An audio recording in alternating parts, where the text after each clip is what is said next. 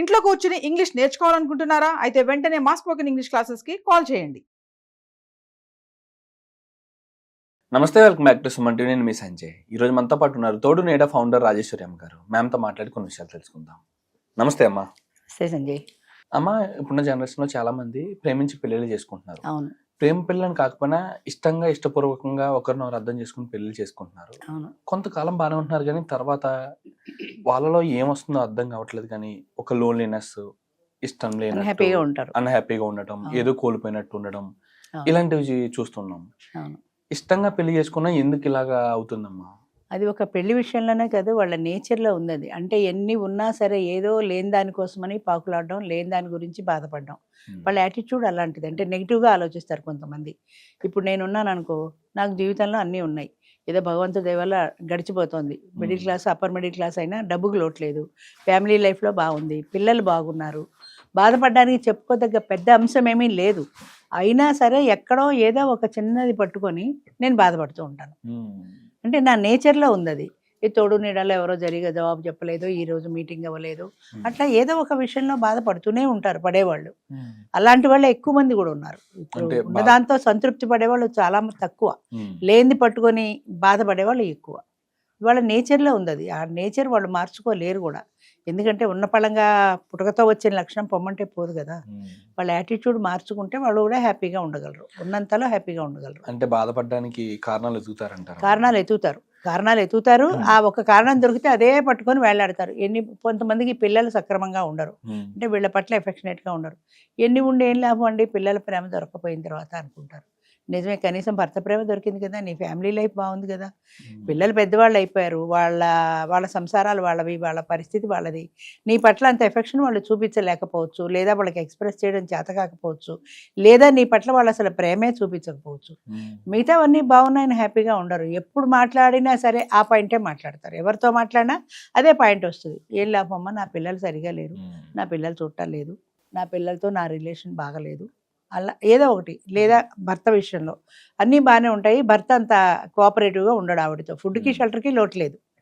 ఆయన ఈవిడ అనుకున్నంత ఎఫెక్షన్ ఆవిడ పట్ల చూపించడు. సపోజ్ ఆయనకి చూపించడం చేత కాకపోవచ్చు, లేదా ఆయనకి అంత పెద్ద చూపించేంత నేచర్ ఆయనకి లేకపోవచ్చు. కొంతమందికి ఆ నేచర్ ఉండదు. ఈ చీర బాగుంది, ఈ డ్రెస్ బాగుంది, ఈ భోజనం బాగుంది, అలా పదే పదే చెప్పరు. కొంతమంది బాగలేకపోతే చెప్తారు, ఈ కూర బాగలేదు అని. బాగుంది అన్నప్పుడు బాగుందని చెప్పరు, అది వాళ్ళ నేచర్. అలా అనుకొని వదిలేయకుండా, ఇవాళ ఆయన నన్ను పొగుడుతారని ఎంతో కష్టపడి కూర చేశాను, బాగుంది అనలేదు. ఇవాళ ఆయనకి ఇష్టమైన చీర కట్టుకున్నాను, చీర బాగుంది అనలేదు. ఎక్కడో ఉంటుంది వాళ్ళ మైండ్. ఇది ఒక్కటే ప్రపంచం కాదు కదా వాళ్ళకి. అంచేత చూసినా కూడా ఎక్స్ప్రెస్ చేయలేకపోవచ్చు. అంత మాత్రాన అదే జీవితం అన్నట్టు బాధపడవలసిన అవసరం లేదు కదా. చిన్న చిన్న విషయాల్ని చిన్నగా లైట్గానే తీసుకోవాలి. అలా కాకుండా దాన్నే మనసుకు పట్టించుకొని రాపాడించుకుంటే ఉన్న సంతోషం కూడా పోతుంది, కొత్త సంతోషం లేకపోగా. అంటే అమ్మ, మాక్సిమం ఇప్పుడు ప్రతి ఒక్కరు కూడా ఒక ఎక్స్పెక్టేషన్ తోనే బతుకుతారు. ఇప్పుడు ప్రేమించి పెళ్లి చేసుకున్నాం అంటే మిగతా దంపతులకు కాకుండా వీళ్ళు బాగా చూసుకుంటారు, స్పెషల్ గా ఉంటుందని చెప్పేసి.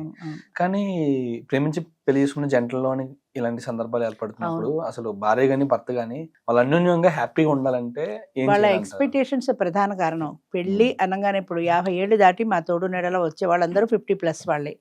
ఏదో ఒక తోడు దొరికితే చాలు అన్న ఉద్దేశంతో రారు. వాళ్ళకి ఎక్స్పెక్టేషన్స్ ఎక్కువ. 25 ఏళ్ల వాళ్ళకి ఎలా ఉంటాయో వీళ్ళకి కూడా అలాగే ఉంటాయి. నన్ను సినిమాల్లో హీరోలాగా ఎత్తి ఆకాశంలో గిరగిరా తిప్పాలి అని అనుకుంటే అది ప్రాక్టికల్గా సాధ్యమా? కింద పడేస్తే నీ నడుమే ఇరుగుతుంది. అట్లా ఆలోచించరు. అంటే ఊహలు మాత్రం మనకి ఎక్కడికో వెళ్ళిపోతాయి. అంటే వాళ్ళ మైండ్ మీద వాళ్ళకి కంట్రోల్ లేకపోవటం.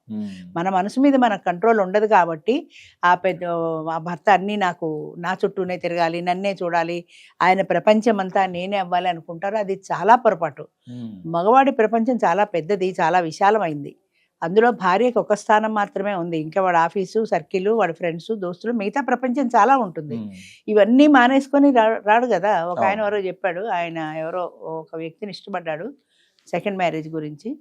ఆవిడ ఏం చెప్పిందంటే, పెళ్ళి అయిన తర్వాత నీకు మిగతా వాళ్ళతో సంబంధం ఉండకూడదు, కంప్లీట్గా నువ్వు తగ్గొట్టేసుకోవాలి. నీ ఫ్రెండ్ సర్కిల్ అది ఇది దావత్లన్నీ తిరిగితే కుదరదు, కంప్లీట్గా నేనే ఉండాలి, నాతోటే ఉండాలి, నేను తప్ప నీకు మిగతా ప్రపంచంతో సంబంధం ఉండకూడదు. ఎలా సాధ్యమవుతుంది? అది సాధ్యం కాదు కదా. అలాంటి అసాధ్యమైన క్వశ్చన్లు వేసేసి మనం అవన్నీ ఎక్స్పెక్ట్ చేసి నా ఎక్స్పెక్టేషన్స్కి తగినట్టుగా లేడు అని అనుకుంటారు. అసలు ఎక్స్పెక్టేషన్స్ పెట్టుకోవడమే పొరపాటు. ఏమీ లేకుండా నిరాధారంగా వస్తే ఏది దొరికినా దానికి ఆనందిస్తాం. పంచపక్ష పరమాన్నాలు దొరుకుతాయని నువ్వు ఎక్స్పెక్ట్ చేస్తే అది లేకపోతే బాధపడతావు. అవును. అట్లా కాకుండా ఏదో ఒకటి కడుపు నిండితే చాలు అని వెళ్ళామనుకో, నీకు ఇంత పాయసం పెట్టారంటే బోల్డ్ ఆనందం కలుగుతుంది, నాకు స్వీట్ దొరికింది అని.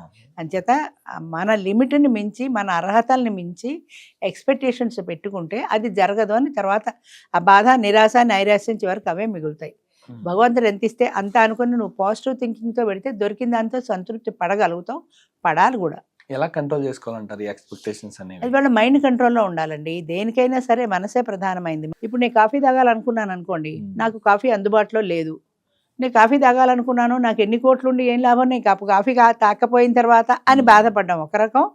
నాకు కాఫీ లేదు, పోనీ టీతో సాటిస్ఫై అయిపోదాం, ఇవాళకి టీ తాగుదాం అని రెండో దానికి జంప్ అయిపోవడం. సబ్స్టిట్యూట్ ఉంది కాబట్టి రెండో ఆల్టర్నేటివ్కి జంప్ అయిపోవడం ఒక రకం. అంటే ఇది ఉంది కదా ఉన్నదానితో సంతృప్తి పడాలి. అది దానికి మన మైండ్ సెట్ దానికి అలవాటు చేసుకోవాలి, కంట్రోల్ చేసుకోవాలి. ఏమైనా సరే నాకు కాఫీయే కావాలి, నాకు తలనొప్పి వచ్చేస్తుంది అని బాధపడే కంటే ఆల్టర్నేట్ ఆలోచించుకోండి. నీ మైండ్ నువ్వు మార్చుకుంటే నీ తలనొప్పి కూడా రాదు. ఆ మైండ్ విపరీతంగా కాఫీ తాగలేదు అని ఉంటుంది కాబట్టి నీ తలనొప్పి వస్తుంది. అంతే. అంచేత ఇది కావాలి అనే ఎక్స్పెక్టేషన్ అసలు లేకుండా ఉంటే ఉన్నదాంతో సంతృప్తి పడతారండి. ఎక్స్పెక్టేషన్స్ ఎక్కువ పెట్టుకోవటం వల్ల మనం అనుకున్నట్టుగా అది జరగకపోతే మిగిలేది నిరాశే. అవతల వ్యక్తి ఎలాంటి వాడు వస్తాడో మనకి తెలియదు. ఏది దొరికితే అదే మహాప్రసాదం అనుకోకుండా నన్ను గాల్లో తెప్పలేదు, నన్ను సినిమాలో తీసుకెళ్ళలేదు, నన్ను షికార్లో తీసుకెళ్ళలేదు అనుకుంటే మిగిలేదు అసంతృప్తి. ఉన్న కొద్దిపాటి సంతృప్తి కూడా పోతుంది. ఆయనతో గడిపే కొద్దిపాటి సమయం కూడా నీ నిరాశలో పోతుంది కదా అది. అంచేత మన మైండ్ మన కంట్రోల్లో ఉండాలి ఫస్ట్ ఆఫ్ ఆల్. అవతల వ్యక్తి నుంచి మనం ఎక్స్పెక్ట్ చేసేటప్పుడు మితిమీరి ఎక్స్పెక్ట్ చేయకూడదు. మా వాడు చాలా మంది చెప్తారు, నన్ను అర్థం చేసుకుంటే చాలు అని. నువ్వేం అర్థం చేసుకుంటావు అవతల వాడిని? నిన్ను అర్థం చేసుకోవాలి ఆయన నువ్వు కూడా అర్థం. అదే ఆ మాట మాట్లాడరు.